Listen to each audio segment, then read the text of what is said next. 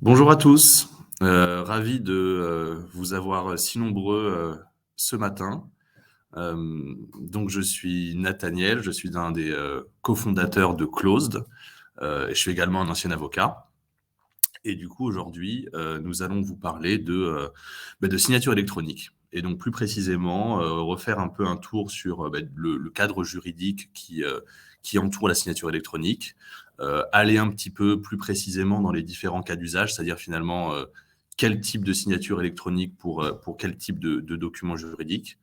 Et puis ensuite, vous parler un petit peu de nous, de qui on est, de ce qu'on fait, et de dans quelle mesure, en fait, nous, on propose du coup des services de signature électronique et comment est-ce qu'on pourrait voilà, peut-être répondre à des besoins que vous pourriez avoir.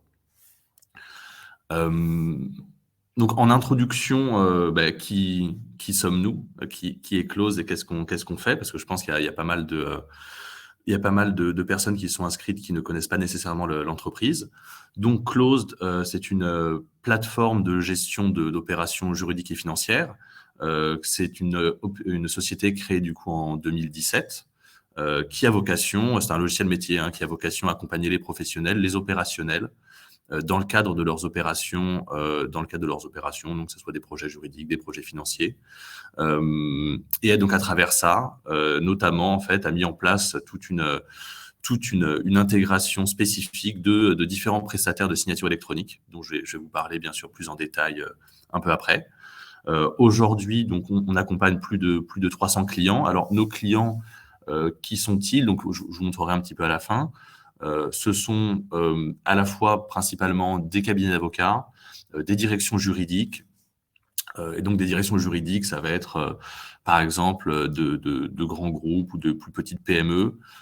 Ça va être des banques d'affaires, des fonds d'investissement, des foncières, voilà, je dirais, de façon générale, un panel d'acteurs assez large, qui ont pour point commun qu'en fait, c'est des acteurs qui font faire des projets, des opérations, des transactions, et qui du coup ont souhaité utiliser Closed pour un petit peu simplifier, centraliser tous leurs échanges avec leurs clients et leurs partenaires.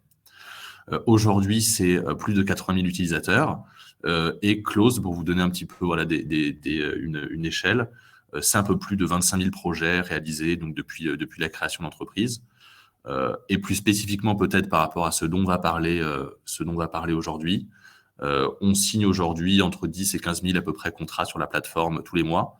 Et on fait en fait vraiment de la signature depuis 2017. On était assez précurseurs là-dedans parce qu'à l'époque, voilà, c'était vraiment le tout début de la signature, de l'usage en tout cas de la signature électronique. Et donc je pense que c'est aussi pour ça qu'on a une certaine légitimité, puis peut-être des choses assez intéressantes à vous partager, et notamment également vous partager un petit peu finalement nous comment est-ce que nos clients utilisent tout ça, et un petit peu nous ce qu'on voit en tout cas des différentes pratiques. Euh, J'en profite également avant de démarrer plus dans le détail, pour donner un petit peu le cadre du webinaire. Donc, vous avez en bas à droite de votre écran un chat. Donc, n'hésitez pas à poser toutes vos questions. Moi, je ne les vois pas, mais on a plusieurs personnes de l'équipe qui sont sur le chat et qui se feront un plaisir d'essayer du coup au moins de vous répondre le plus possible en temps réel. Et dans tous les cas, évidemment, on reviendra vers vous si besoin. Comment comment est-ce que ça va se dérouler aujourd'hui? Donc vraiment, on va essayer d'être le plus pratico-pratique possible, de pas passer du temps trop sur la théorie, mais je vais un petit peu réintroduire le cadre juridique autour de la signature électronique, qui, malgré le fait que maintenant l'usage s'est quand même beaucoup démocratisé, peut demeurer un petit peu flou et un peu complexe. Je vais ensuite vous parler des 3 types de signature électronique, donc des trois niveaux entre guillemets qui ont été introduits par le règlement eIDAS. Ensuite, vous parler un petit peu des cas d'usage, et également finalement un petit peu de la pratique de ce que nous on voit sur Closed. Je vais ensuite vous montrer assez rapidement un peu nous sur notre plateforme en fait comment est-ce qu'on a choisi d'intégrer la signature électronique, et en quoi en fait finalement on a pris une approche qui est finalement très différente de ce que vous auriez peut-être pu déjà voir sur des prestataires génériques, c'est-à-dire sur un DocuSign, sur un YouSign, bref, sur tous ces prestataires-là, nous, en fait, on a vraiment intégré des technologies dans une plateforme métier, donc qui a vocation, du coup, à être beaucoup plus proche de vos enjeux. Et enfin, je ferai intervenir Marie Rocher, qui est une de nos clientes, donc avocate spécialisée en financement au sein du cabinet Archer, voilà, donc cabinet Archer, qui est un des cabinets d'affaires français, qui travaille avec nous depuis assez longtemps et qui du coup nous parlera un petit peu finalement de son usage, de l'usage de la signature électronique et un petit peu de comment est-ce que son cabinet un peu appréhende ça. Voilà. Donc si je commence un petit peu sur le côté un peu théorique et sur le cadre. Donc en droit français, ça va être les articles 1366 et 67 du Code civil qui vont poser un petit peu les conditions permettant de donner à la signature électronique sa validité, sa force probante. Alors ces conditions aujourd'hui, il y en a 3. Donc la fiabilité du procédé utilisé. Donc ça c'est le 1367. L'identification de la personne dont va émaner la signature, donc l'identification du signataire, et donc l'établissement et la conservation du document dans des conditions qui vont permettre de garantir son intégrité.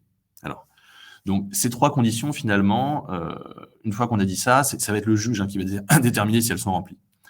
Et donc finalement, tant que c'était voilà, uniquement du droit interne, ça allait être des conditions qui n'allaient pas forcément être faciles à déterminer pour un juge, parce que la signature électronique, finalement, c'est vraiment un mélange de juridique, de technique. Donc finalement, comment est-ce qu'on va déterminer qu'un procédé de signature électronique va être fiable? Comment est-ce que le juge, d'une juridiction à l'autre, va déterminer que le signataire a bien été identifié? C'est des choses qui, en fait, n'étaient pas forcément totalement posées. Alors même si, finalement, la signature électronique existe en droit français, je crois, depuis à peu près 2000. Donc, c'est pas du tout quelque chose qui est récent. Et technologiquement, en fait, les choses n'ont pas vraiment changé. C'est le même type de signature.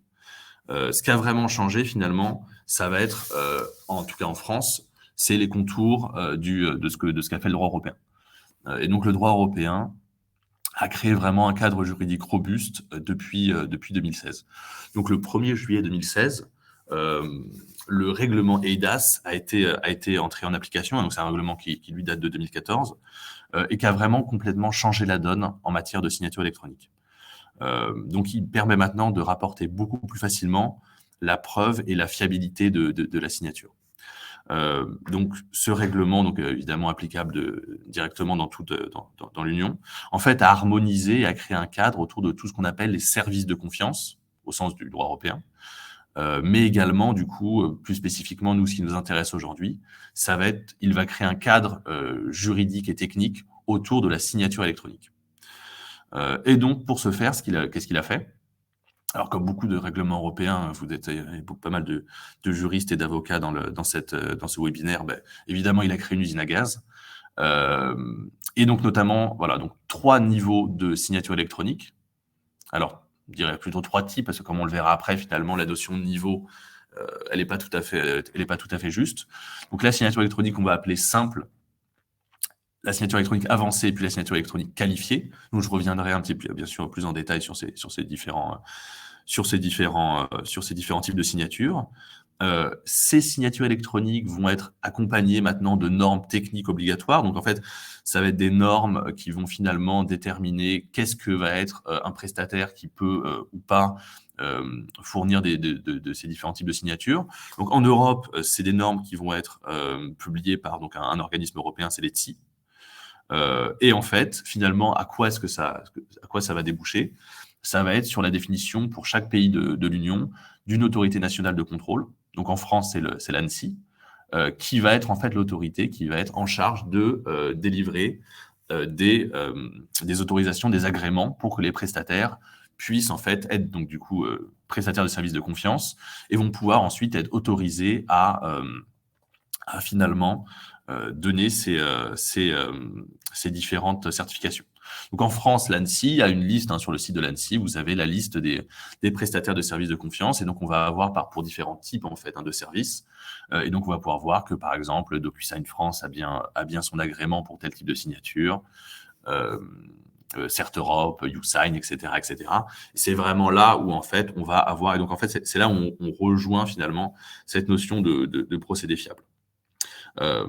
Ensuite, sur la partie de l'authentification et en fait de la fiabilité, mais là, ça va être en fonction vous allez voir en fait, hein, en fonction des procédés d'authentification mis en place, qui vont eux pour le coup changer suivant le niveau, le type de signature électronique. Donc nous sur Close, en fait, je vous montrerai après, on a vraiment mis en place un système qui va vous permettre pour tout type de signature électronique d'avoir des niveaux granulaires d'authentification et de pouvoir finalement un peu choisir au cas par cas en fonction de ce que vous voulez faire le type de signature que vous souhaitez. Voilà. Donc pour résumer, finalement un cadre en droit français qui existait déjà depuis un bout de temps, qui n'était pas forcément facile je dirais, à apprécier pour un juge, et un cadre maintenant européen qui a vraiment complètement changé la donne, où finalement on a fait comme pour beaucoup d'autres types de services. En Europe, on est arrivé sur des normes techniques et des autorités de contrôle qui vont délivrer des agréments qui nous permettent aujourd'hui d'avoir un niveau de sécurité juridique qui est bien supérieur. Et en fait, de toute façon, aujourd'hui, c'est même plus vraiment le sujet, tant la signature électronique depuis 3-4 ans, c'est totalement généralisé sur tous les usages et dans tous les métiers, dans toutes les industries. Donc là, ce que je vais faire, c'est je vais un petit peu du coup passer en revue les différents types de signatures, différents types de signatures électroniques, pour finalement vous expliciter un petit peu les différences techniques, opérationnelles et juridiques en fait entre ces différents types de signatures. Donc le niveau 1 entre guillemets, hein, de la signature électronique simple, c'est le niveau en fait minimum d'authentification, c'est vraiment juste je reçois un email et je clique dans mon email sur un lien, j'arrive sur mon document et je le signe. Donc vous allez avoir certains prestataires qui peuvent ajouter la signature électronique simple, un code SMS. En soi, ça c'est une façon de renforcer l'authentification. C'est pas quelque chose qui est obligatoire. Donc c'est vraiment le niveau le plus simple entre guillemets à utiliser de la signature électronique. Pas besoin de créer un mot de passe, pas besoin nécessairement du coup de charger de pièces d'identité, de rentrer de code SMS, etc. J'ai une adresse email. Alors il me faut évidemment au moins un élément d'authentification, hein, mais donc en l'espèce ça va être l'adresse email. J'envoie ça. Alors sur certains sites, vous allez avoir aussi des signatures envoyées par SMS. Hein.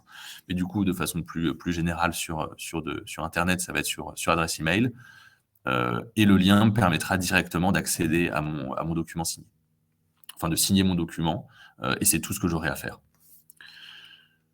Alors, la signature électronique avancée, qui est, elle, réglementée et définie au sein du règlement EIDAS à l'article 26. Finalement, la signature électronique avancée va mettre en place un triple niveau d'authentification. Donc, la signature électronique avancée, finalement, on peut finalement la voir comme une signature électronique. Alors, certes, elle a un cadre un peu qui est défini dans le règlement EIDAS.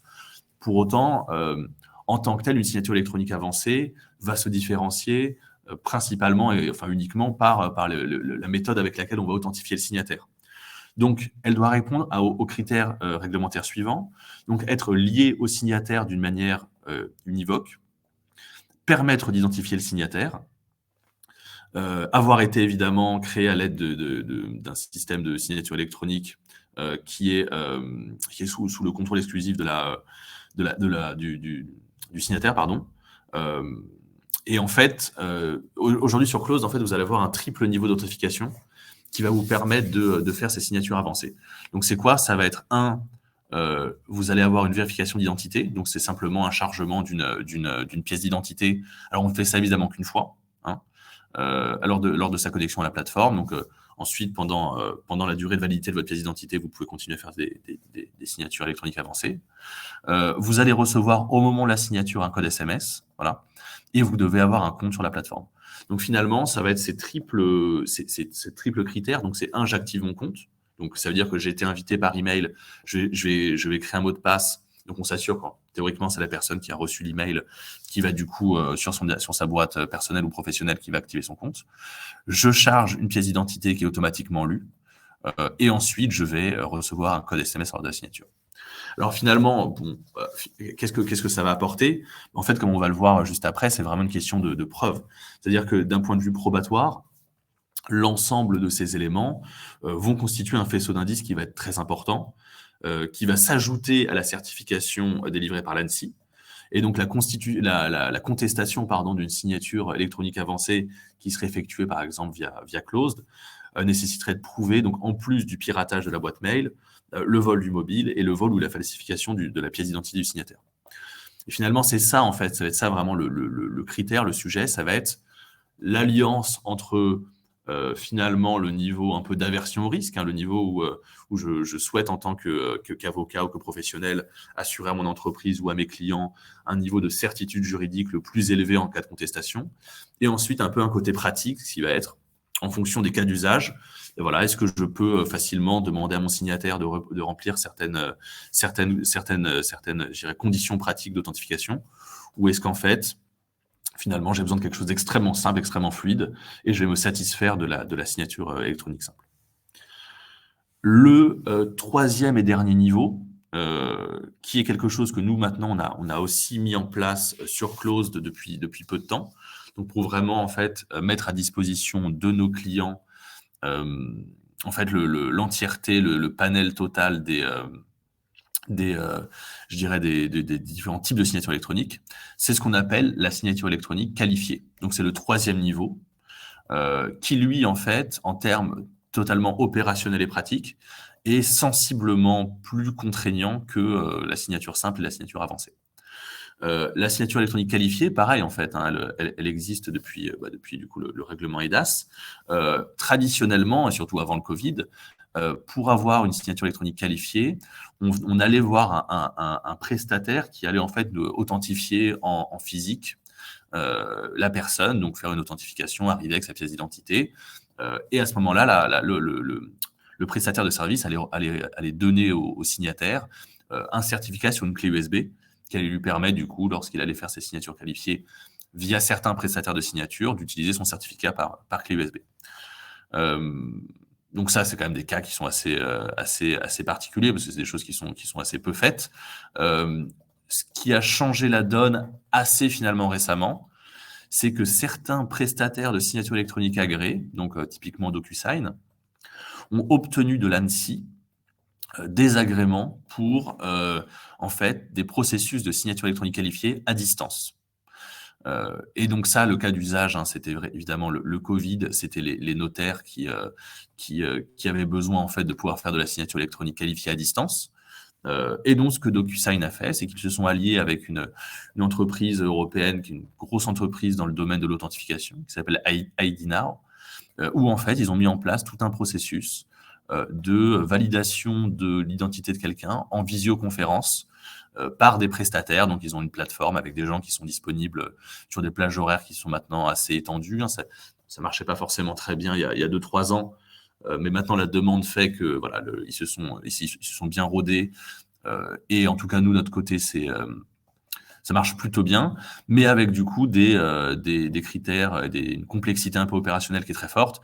C'est que votre signataire donc va devoir se connecter et juste en fait avant alors sa première signature va devoir passer un petit peu ce petit process avec un agent. Alors il faut que donc évidemment on fait la queue, donc il faut qu'à un moment donné on ait un agent rapidement. Nous, de notre expérience, ça dépend des cas. Évidemment, DocuSign va afficher un temps d'attente très court dans leur documentation. En pratique, c'est vrai que maintenant, nous, dans les tests qu'on fait, de ce que nous disent nos clients, on a quelqu'un assez rapidement. Bon, après, du coup, il y a quand même un risque que ce ne soit pas le cas. Et ensuite, avec un petit processus qui dure quand même 5-10 minutes, où en fait, on va, c'est par webcam, donc on va montrer son visage, tourner sa tête, dire 2-3 mots, montrer sa pièce d'identité, l'incliner, voilà, de différentes façons.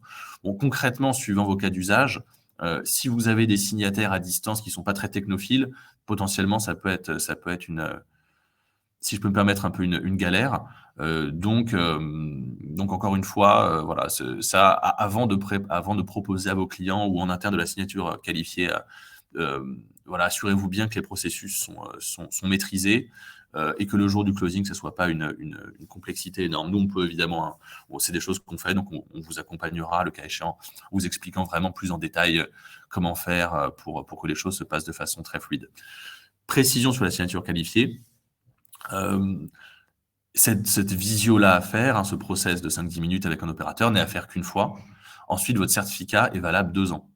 Donc ça, c'est quand même quelque chose qui est non négligeable. Ça veut dire que vos signataires récurrents, ils font ce process une fois. Ensuite, lorsqu'ils vont re-signer en signature qualifiée, ça sera exactement la même chose qu'une signature avancée. Ici, ils reçoivent un code SMS. Donc finalement, les signatures subséquentes sont quand même très très simples et très pratiques. Quelle différence? Alors, important de préciser que les différentes signatures ont la même valeur juridique. C'est-à-dire qu'il n'y a pas de signature qui soit moins forte qu'une autre. Une signature, c'est une signature, et heureusement. Je n'ai pas une signature qui va avoir une puissance qui serait différente d'une autre. Ce sont toutes des signatures, point. La différence, elle va se situer sur 2 niveaux. Donc, en fait, ça va être le degré d'authentification. Donc, sur les signatures simples et avancées, plus évidemment je vais aller sur des signatures où le degré, la complexité d'authentification est forte, plus je vais être sur en fait un niveau de sécurité juridique élevé. En fait, tout ça, c'est lié à la charge de la preuve. Donc, sur les signatures simples et avancées, il y a un renversement de la charge de la preuve par rapport à une signature manuscrite classique. C'est-à-dire que seule, et donc là je le précise sur la slide d'après, c'est vraiment le point qui est important, seule la signature électronique qualifiée est celle qui a la présomption de validité d'une signature manuscrite. Donc concrètement, ça veut dire quoi? Ça veut dire que si je viens contester la validité d'une signature électronique manuscrite, d'une signature électronique qualifiée, ça va être moi, en tant que personne qui vient contester cette signature, d'apporter la preuve que la signature électronique est fausse, que ce n'est pas, le signataire qui a signé, ou que la signature ne répond pas à tous les critères du code et de la réglementation européenne, à l'instar d'une signature manuscrite. Sur la signature simple et avancée, il y a un renversement de la charge de la preuve. Si quelqu'un vient contester une signature électronique, ça va être à moi, en tant que moi, je vais me prévaloir de cette signature en disant non, elle est bien valide. Ça va être à moi d'apporter la preuve de la validité de la signature parce qu'elle n'est pas présumée valide. Alors, tout ça, c'est quand même grandement à relativiser. Donc, en fait, voilà, il va y avoir certains acteurs et peut-être, je pense, des gens qui sont peut-être aujourd'hui sur le chat et sur le webinaire, qui vont, pour des raisons tout à fait normales de recherche de la sécurité juridique, qui vont à tout prix vouloir en fait avoir de la signature électronique qualifiée parce qu'il y a cette présomption de validité. Sur les signatures électroniques simples et avancées, en fait, aujourd'hui, le régime dont je vous ai parlé, donc, ce régime du règlement EIDAS, des prestataires certifiés, etc., en fait, assure un cadre juridique et en fait, à chaque signature que vous allez faire, en fait, vous allez avoir un dossier de preuve qui va être préconstitué. C'est-à-dire que sur une signature électronique avancée, vous allez avoir votre document signé qui va inclure à l'intérieur les certificats de signature des prestataires certifiés par l'ANSSI. Vous allez avoir le certificat validé, donc pareil, je ne vais pas déjà rentrer plus dans ces détails-là, mais votre lecteur PDF, notamment Adobe, va vous indiquer que le certificat est valable.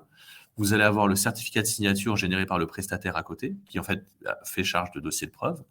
Et en plus de ça, vous aurez en fait le certificat d'authentification du signataire, prouvant qu'on a bien vérifié son adresse, sa pièce d'identité, etc. Donc finalement, aujourd'hui, lorsque vous arrivez devant un juge, même si c'est à vous finalement d'apporter la validité de votre signature, en fait, vous avez par défaut un dossier de preuves qui est extrêmement solide, en fait, qui n'est pas contestable, et heureusement, parce que je veux dire, si évidemment sur une signature électronique simple ou avancée, il y avait un risque, alors quand les choses sont faites du coup en respectant tous ces critères, il y avait un risque que qu'un juge par défaut vous dise non, mais en fait, moi ça me plaît pas, ça créerait une insécurité juridique énorme, donc c'est pas le cas. Nous, aujourd'hui, nous avons à peu près 85% des signatures qui sont réalisées sur Closed, qui sont des signatures électroniques avancées. Voilà. Donc, pour vous donner un peu une idée, c'est vraiment le type de signature électronique qui est très largement aujourd'hui utilisé sur la plateforme. Sur les cas d'usage, j'ai un peu envie de vous dire que sur beaucoup de plateformes, de sites, on va vous dire, voilà, c'est ce que j'ai mis aussi sur cette présentation, mais que tel ou tel type de contrat va être utilisé avec la signature simple ou avancée. Bon, en réalité, c'est pas tout à fait le cas. En fait, c'est vraiment l'appréciation du niveau de risque que vous voulez prendre, entre guillemets. La chose qui est réelle, c'est que sur la signature électronique qualifiée, vous allez avoir certains types de contrats, et notamment au niveau des appels d'offres et de transactions avec des autorités publiques, les actes notariés, des actes d'avocat, qui vont réglementairement et juridiquement devoir être des signatures qualifiées. Sur la signature simple et avancée, il n'y a pas dans la loi quelque part un article qui va vous dire tel type de contrat c'est la signature simple, tel type de contrat c'est l'avancée. Nous, ce qu'on voit aujourd'hui, en tout cas sur Closed, qui est une plateforme où nos clients réalisent principalement quand même des opérations, donc des opérations qui se veulent quand même assez sensibles. C'est très principalement la signature avancée. Pourquoi ? Parce que finalement, dès lors que le signataire s'est authentifié pour la première fois, ce qui prend 30 secondes, en fait, l'acte de signature est extrêmement simple. Donc finalement, le ratio entre la complexité d'utilisation et le bénéfice, en fait, est très, très positif, parce que finalement, c'est très simple d'utilisation. Et je vais avoir vraiment un niveau de sécurité juridique qui, en tout cas, nous, on l'estime est très élevé. Et voilà, il y a toutes les opérations réalisées sur Closed depuis maintenant 5-6 ans, le 3/4, comme je disais, même plus que ça, c'est de la signature avancée. Et quand bien même aujourd'hui nous proposons la signature qualifiée, je n'anticipe pas nécessairement que le ratio va être bouleversé.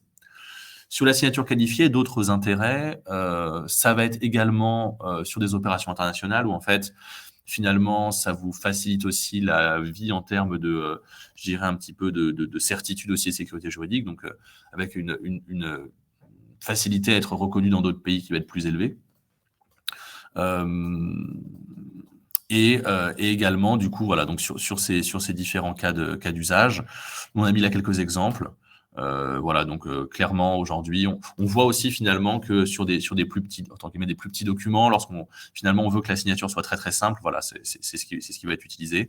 Mais encore une fois, quasiment 80-85% des signatures sont des signatures avancées réalisées sur la plateforme. Ce qu'on voit aussi, ça va être certains acteurs, donc voilà, certaines banques, certaines grosses entreprises, qui ont pris un moment position pour dire que finalement en interne, ils n'allaient accepter que de la signature qualifiée. Et donc ça, c'est d'autres choses qu'on voit un peu sur le marché. Du coup, sans transition, je vais vous parler un petit peu de ce que nous, on propose par rapport à ça.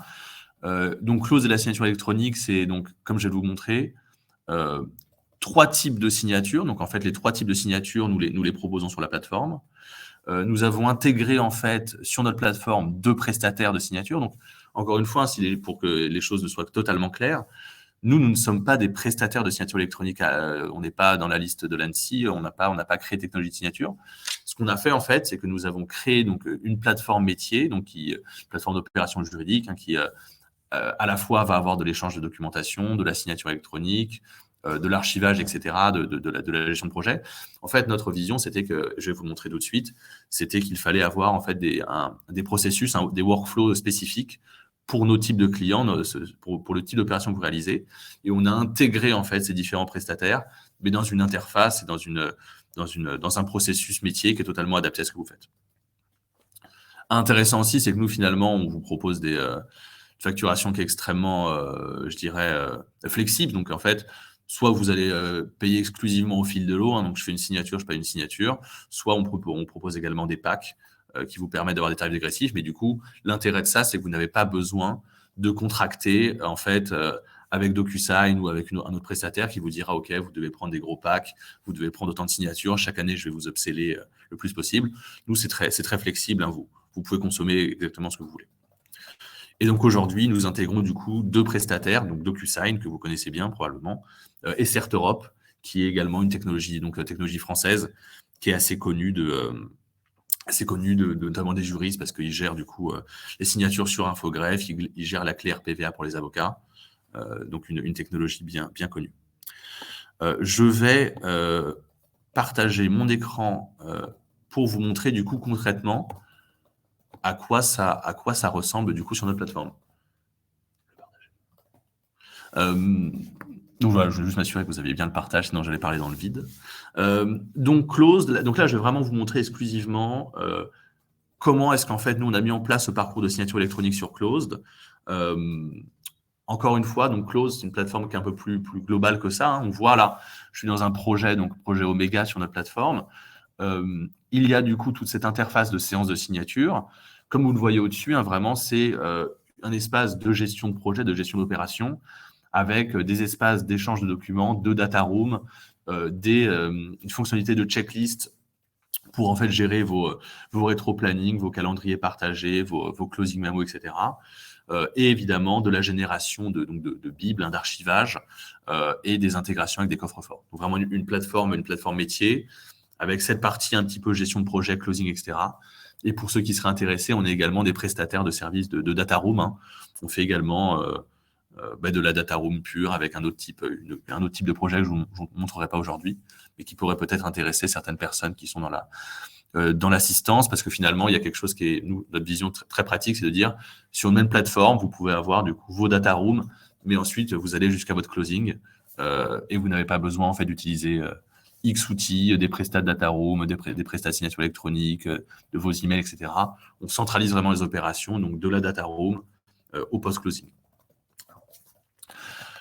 Aujourd'hui, sur Closed, qu'est-ce que vous allez pouvoir faire? Donc, vous allez vraiment pouvoir organiser des séances de signature comme vous pourriez le faire en fait sur finalement dans une salle de réunion avec vos signataires.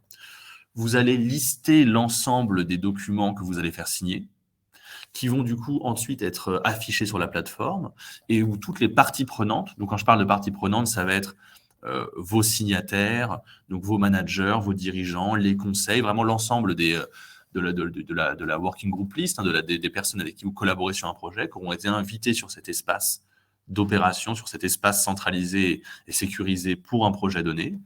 Vous allez lister les documents, chacun en fonction des droits d'accès évidemment, va voir ce qu'il a à voir, et ensuite, l'idée, c'est quand vous allez lancer votre séance de signature, en fait, elle va être mise à jour et ça va se dérouler en temps réel, où chaque personne de l'opération va pouvoir voir ce qui se passe, qui signe, qui n'a pas signé, qui est-ce qu'il faut relancer, etc.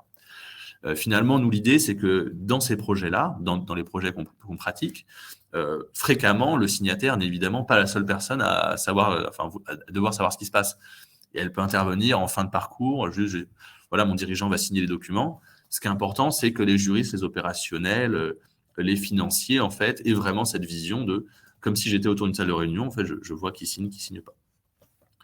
Là, j'ai une séance de signature qui est en cours, où en fait, j'ai déjà 4 documents ajoutés. Donc, je vois que j'ai un document qui est signé, je vois que j'en ai un autre qui est envoyé, d'autres qui sont en attente. Je vais vous montrer comment, du coup, j'ajoute un document et comment on va retrouver ces différents types de signatures dont je vous ai parlé juste avant. J'ajoute un document. Donc là, très simplement, je vais pouvoir aller chercher soit mon document qui est déjà au sein de mon projet sur Cloud, au sein du projet Omega, soit je peux l'importer depuis une source externe, donc depuis mon ordinateur ou Maged.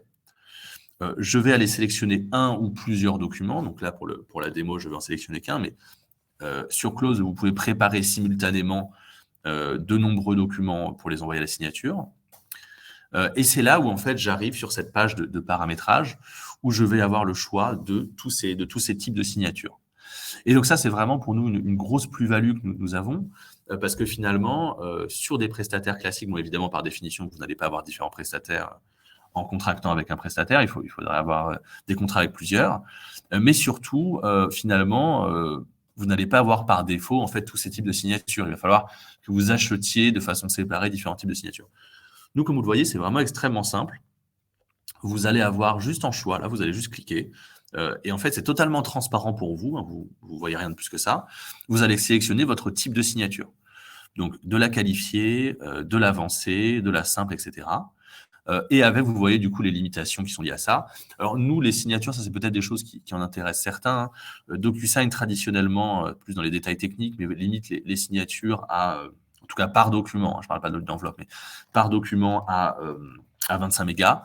Donc nous, voilà, on a pu pousser cette limite à 50 mégas par document. Je vais ensuite tout simplement cocher mes différents signataires. Donc là, je retrouve les gens que j'ai invités sur mon projet.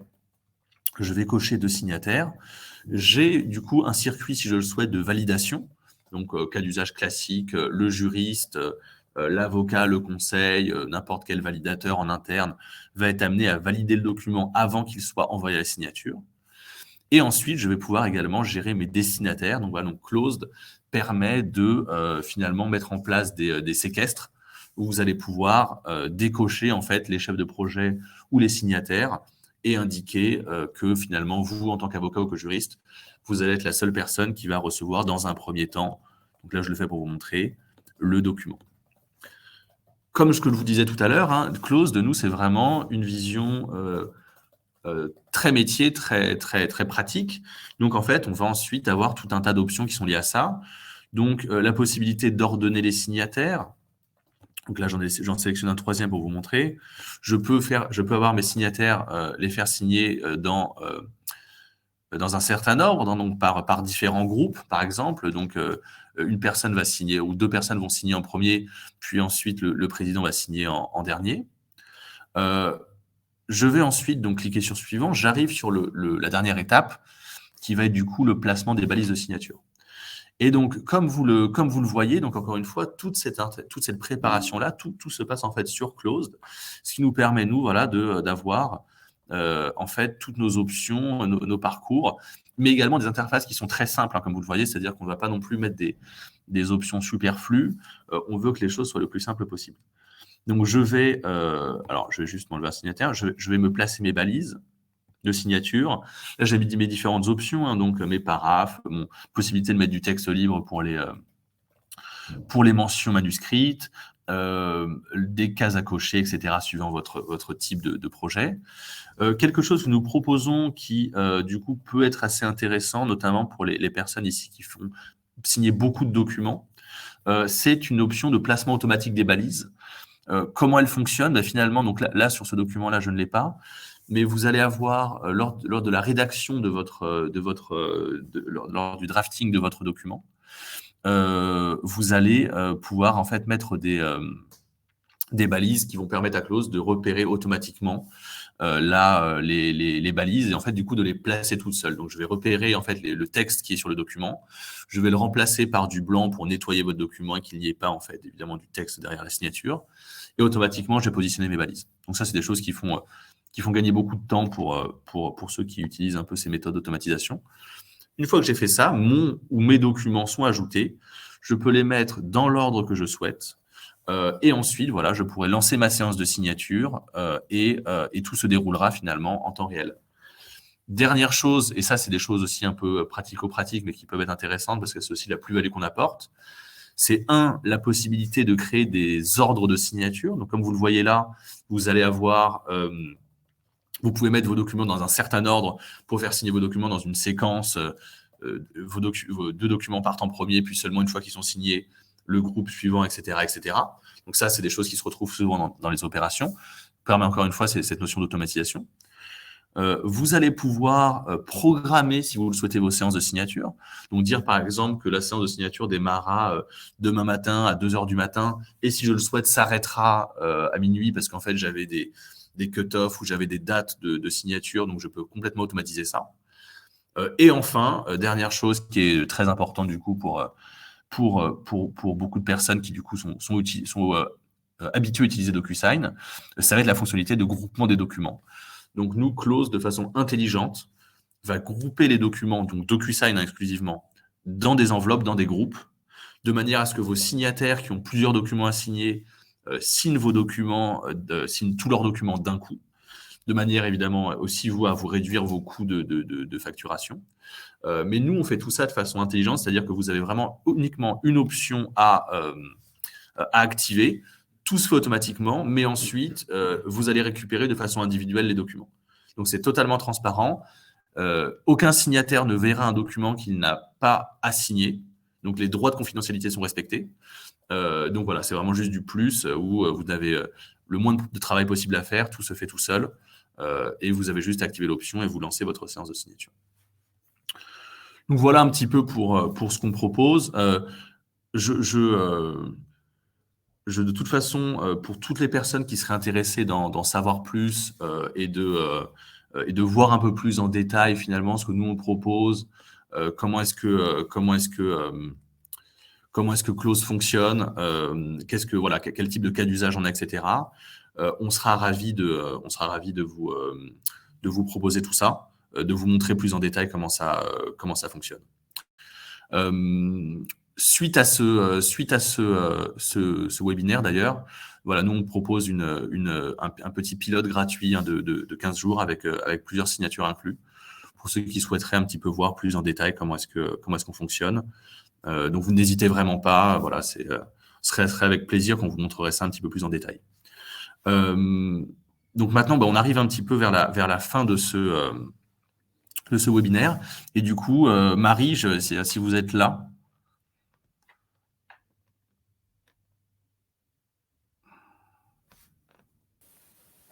Bonjour Marie. Vous m'entendez? Oui. Alors, on vous entend. Ah si, c'est moi qui du coup. Pardon. Je vais réactiver mon son. Merci beaucoup d'être avec nous pour ces quelques minutes ce matin. Du coup, déjà, est-ce que vous voulez juste brièvement un peu vous présenter et puis expliquer voilà, ce que vous faites au sein du cabinet Archer et puis quel type d'opération vous réalisez? Oui, bien sûr. Alors, comme vous l'avez très justement présenté, donc je suis avocate collaboratrice au sein du cabinet Archer dans l'équipe financement et donc on utilise beaucoup Closed, notamment pour la signature donc des documents de financement, donc tout ce qui est documents de sûreté, mais aussi les documents corporate, comme on dit, donc plus autorisation sociale et tout autre document qui soit des prêts intra-groupes, etc., qui seraient signés par les sociétés et par les parties au document de financement. Est-ce que vous pourriez nous dire si donc le cabinet, en termes un peu de type de signature utilisée, est-ce que vous avez un peu des règles que vous appliquez ou est-ce que c'est plutôt lié à des considérations plutôt pratiques? Alors, on est par défaut, je dirais, on utilise la signature avancée et sur demande des clients, et parce que c'est vrai qu'on a notamment certains clients, donc des banques, qui effectivement vont exiger une signature électronique qualifiée. Et donc dans ces cas-là, on va utiliser la signature qualifiée, qu'on va préparer un petit peu en amont. On a eu le cas justement cette semaine où on a fait un test préalablement à la signature pour s'assurer que tout le monde avait eu bien le temps de faire la vérification d'identité par visioconférence pour s'assurer que le jour de la signature, tout se ferait en un seul clic. Ok. Et alors, par rapport un peu je dirais, à l'interface de Closed et finalement à l'utilisation, est-ce que finalement c'est des choses qui voilà, un peu dans ce workflow qu'on propose, est-ce que c'est des choses qui vous estimez en fait, moi, je sais pas, faut gagner pas mal de temps par rapport à d'autres prestats. Est-ce que vous parlez un petit peu du coup de votre expérience de Closed et de comment ça se passe? Oui, alors c'est vrai que ça nous fait gagner énormément de temps et c'est aussi très pratique, ne serait-ce que pour la gestion de tous les jours, voire les semaines avant la signature, parce qu'on utilise Close aussi avec l'option de checklist qui permet donc nous de mettre vraiment toute notre liste des conditions préalables qu'on va intégrer dans Close et on va donner accès après aux parties prenantes qui vont directement télécharger les documents qui doivent nous être remis au titre des conditions préalables. Avec l'interface, on peut très facilement montrer si le document est en cours de revue, s'il a été validé, s'il a été refusé, etc. On peut aussi extraire directement aussi justement l'état des documents. Justement, donc on extrait la liste des conditions préalables qui permet de très rapidement donner une vue d'ensemble à toutes les parties sur où en sont toutes les conditions préalables. Et c'est vrai que l'interface Close nous fait beaucoup gagner de temps aussi parce qu'on va préparer les documents à signer en amont de la signature elle-même, donc placer les balises comme vous l'avez montré tout à l'heure, et qui permet du coup, voilà, au jour de la signature, de simplement lancer la séance de signature. On peut également lancer les documents un par un si on ne veut pas tous les lancer d'un seul coup, qui permet aussi vraiment de gérer chaque document et chaque signature comme ça. C'est très efficace et on a eu de très bons retours aussi de la part de clients parfois qui ne connaissaient pas forcément Close. On leur a donc invité à s'inscrire très rapidement sur la plateforme et qui nous ont fait des bons retours en disant justement c'est vrai que c'est assez efficace. Ils ont l'impression, je pense, d'avoir plus la vue sur le document que simplement avec un lien DocuSign qui leur est envoyé en dernière minute. Ouais, non, mais tout à fait, hein, c'est vraiment la vision du produit et c'est ça qu'on essaie de mettre en œuvre le plus possible en fait pour apporter vraiment une spécificité et un côté un peu. Voilà, on sait que les enjeux en fait de nos clients, de façon générale en fait des entreprises sur ce type d'opération ne sont pas juste de balancer un document à la signature à une personne. Ouais. Et donc c'est vraiment de créer en fait cet espace sécurisé, rassurant, mais aussi qui permet in fine de donner une vraie expérience utilisateur à vos clients et à vos partenaires et où en fait finalement on essaye, nous, dans toutes les entreprises, dans les cabinets de conseil, etc., d'apporter le plus de valeur ajoutée à nos clients, mais finalement, parfois, avec des outils qui, eux, ne vont pas refléter cette valeur ajoutée-là. Et donc, voilà, c'est vraiment aussi quelque chose qu'on essaye de créer, de dire, j'apporte un bon service à mes clients, mais en plus, je suis content de les inviter sur une plateforme où ils vont apprécier ça, et ça me permet aussi, moi, en tant que professionnel, de montrer une bonne image et d'avoir un avantage compétitif, quoi. Exactement. Non, c'est très apprécié. Super. On me dit sur le chat que certaines personnes ont demandé à voir un certificat de signature DocuSign. Ok. Donc, je vais vous montrer ça. Et donc, en effet, c'est une bonne question. Alors, merci beaucoup, Marie. Avec plaisir. Merci à vous. C'est très gentil de nous avoir rejoints ce matin. Et du coup, moi, je vais juste repartager mon écran pour montrer à ceux qui sont intéressés le certificat DocuSign. Alors, je pense que la question est liée finalement à comment est-ce qu'on voit sur un certificat DocuSign que c'est une signature avancée. Voilà. Et c'est une très bonne question. Et en plus, ce n'est pas forcément extrêmement simple à savoir si on n'est pas un peu un geek de la signature électronique. Voilà à quoi ressemble un certificat de signature DocuSign. Alors, là, en l'espèce, vous allez avoir des références à démo, parce qu'évidemment, ce sont des signatures qui sont réalisées sur notre plateforme de démo DocuSign, mais c'est totalement applicable à un certificat normal qui ressemble à la même chose. Sur un certificat de signature avancée, vous allez avoir deux différences principales. Sur un document signé en signature électronique avancée, vous allez avoir deux différences principales. La première différence, c'est que lorsque vous allez ouvrir le document sur Adobe, et du coup, alors si vous me le permettez, je vais en profiter peut-être pour rapidement, pour ceux qui auraient encore 1 ou 2 minutes, qui voulaient voir ça, je vais simplement télécharger un document signé et vous montrer comment ça se passe. Alors, ne bougez pas, je vais juste l'ouvrir dans Adobe. Hop.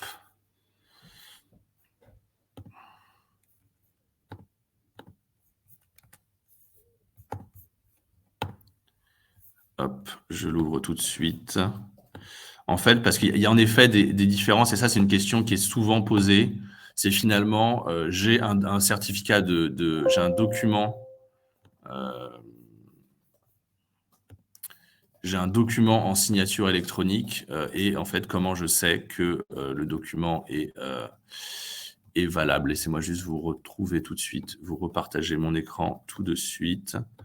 Je vais vous partager tout mon écran, ça sera plus simple. Désolé pour les faits. Hop, je me mets sur mon document. Donc, deux choses importantes.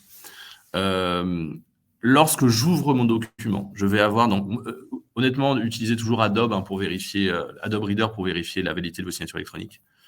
Je vais avoir ce qu'on appelle en haut le lien avec le panneau signature. Je vais l'ouvrir.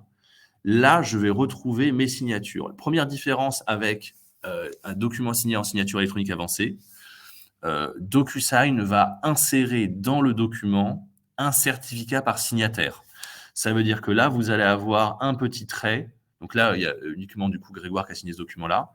Un petit trait par signataire. Pour un document signé pour une signature simple, vous aurez simplement un tampon de DocuSign. Première chose. Deuxième chose, comment je veux vérifier que mon document est bien une signature électronique avancée?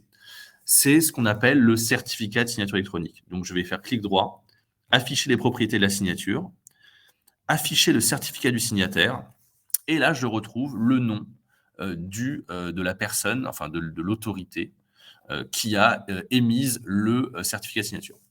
Là, en l'espèce, du coup, on voit que c'est DocuSign Cloud Signing, CA for, donc la for démo, mais en fait, le vrai certificat, il n'y a juste pas marqué for démo, c'est Cloud Signing for SL1. Si vous allez ensuite rechercher donc DocuSign Cloud Signing CA for SL1 sur Internet, vous tomberez sur la politique de certification, du coup, en premier résultat, de DocuSign, qui en fait indique que du coup, c'est bien leur document signé en signature électronique avancée. Ça, je vais le retrouver sur mon certificat, ici. Voilà. si du coup j'ai un document qui est signé en signature électronique simple, je n'aurai pas le même, je n'aurai pas la même autorité de signature parce qu'en fait, voilà, il y a une autorité de signature agréée par l'ANSSI par type de signature. Donc voilà, donc vous retrouvez aussi sur ces certificats donc toutes les informations. Donc c'est là où encore une fois on parle du dossier de preuve. Ça va être je vois l'adresse email de la personne, sa signature, quelle adresse IP elle a utilisée, le numéro de téléphone utilisé dans le cadre du code SMS. Et donc je vois que ça a été signé à telle heure par telle personne. Donc c'est vraiment comme ça que je vais voir en fait. Alors en réalité, encore une fois, entre un document signé en signature électronique avancée et signature électronique simple, ils ont la même présomption, entre guillemets, de non-validité. Hein. C'est-à-dire que voilà, c'est vraiment une question, encore une fois, de force probante, de dossier de preuve, où vous allez avoir en fait une signature qui va être, et ça paraît logique, hein, qui va être beaucoup plus complexe à contester sa validité qu'une signature électronique simple où, entre guillemets, il suffit en fait, finalement, de hacker une boîte email pour signer. Encore une fois, il faut mettre aussi tout ça en perspective. Depuis maintenant un bout de temps et depuis le règlement EIDAS, la jurisprudence en la matière est extrêmement favorable et bienveillante dans le sens où dès lors que, enfin, des arrêts finalement où un document a été signé via un prestataire de service agréé et qui va en fait par défaut casser une signature sans qu'il y ait une preuve absolue de fraude, en fait, il n'y en a pas. Hein, donc il faut aussi relativiser, je dirais, un peu tout ça. Le cadre aujourd'hui, en fait, assure une réelle sécurité juridique autour de la signature et ça de la signature électronique simple à la signature électronique avancée. On arrive au bout de ce... alors, excusez-moi, j'arrête le partage avant de vous faire mal à la tête. On arrive au bout de ce webinaire et j'ai déjà dépassé de quelques minutes le temps imparti. Encore une fois, voilà, nous, on serait vraiment ravis de vous en montrer plus, hein, de vous accompagner si vous avez des projets soit vous êtes déjà équipé, mais finalement vous vous dites qu'un outil, un outil métier de ce type pourrait finalement être intéressant et apporter à votre entreprise, à vos dirigeants, à vos directions juridiques. Voilà, nous on a vraiment tout type de clients. Pour vous montrer quelques-uns, voilà, ça c'est quelques directions juridiques qu'on accompagne, avec vraiment un spectre en termes de taille qui est très important, hein, de la petite PME finalement à la grosse direction juridique comme Natixis qu'on équipe, avec des groupes, voilà, des groupes dans la finance, dans les services, etc. Et pareil pour nos amis conseils qui seraient également sur ce webinaire.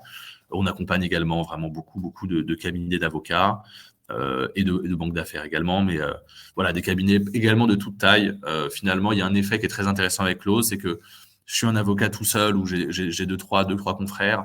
En fait, grâce à Close, j'ai un effet une économie d'échelle. Je vais pouvoir faire plus de dossiers dans le même temps. Et donc, finalement, aujourd'hui, on sait que évidemment, hein, les gens ne veulent plus forcément payer des conseils pour des phases de process, des phases de gestion de closing, etc. Ben, c'est vraiment, je fais plus de travail en moins de temps. Et finalement, mes phases aussi de signature me prennent beaucoup moins de temps. J'ai moins de write-off à faire. Je n'ai plus besoin d'essayer de facturer des sommes qui finalement aujourd'hui sont beaucoup plus difficilement facturables. Et pareil, du coup, pour les plus grosses structures, c'est vraiment des outils de structuration de l'équipe où vous allez avoir tous vos projets, tous vos dossiers au même endroit, avec du reporting, avec une sécurité de l'information et surtout avec, encore une fois, cette expérience client que vous allez donner à vos confrères, à vos collaborateurs, de modernité, un vrai avantage compétitif. Donc, merci encore d'avoir été ce matin si nombreux. Je pense que pour avoir entendu Grégoire taper frénétiquement sur son clavier, je pense qu'il y avait beaucoup de messages.